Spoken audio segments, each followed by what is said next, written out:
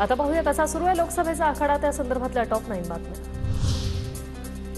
चंद्रकांत खैरे हे जनतेने नाकारलेले उमेदवार, तर जलील बोलका पोपट जनता त्यांनाही नाकारणार, भागवत कराडांची टीका। भाजपात पक्षप्रवेशानंतर नवनीत राणांनी मुंबई देवेंद्र फडणवीसांची भेट घेतली। अब की बार 400 पार, अमरावती त्यातलं एक असेल असा विश्वास। रायगड लोकसभेसाठी भाजप नेते धैर्यशील पाटील इच्छुक, समर्थकांसह बावनकुळेंची घेणार भेट। सुनील तटकरेंच्या उमेदवारीला भाजपमधून विरोध। ही गद्दारी विरुद्ध निष्ठेची लढाई, जनतेने माझ्यावर 3 वेळा विश्वास ठेवला, आताही मला मोठ्या मताधिक्याने विजयी करा। ठाकरे गटाचे ठाण्याचे उमेदवार राजन विचारेंचा दावा।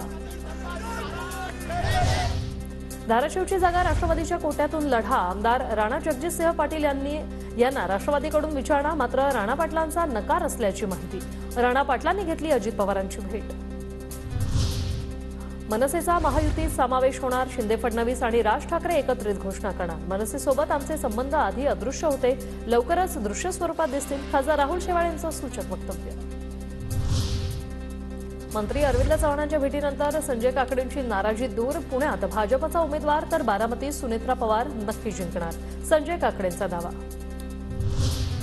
सातारा लोकसभेबाबत शरद पवारांची उद्या बैठक, उमेदवारांच्या नावाची उद्या घोषणेची शक्यता।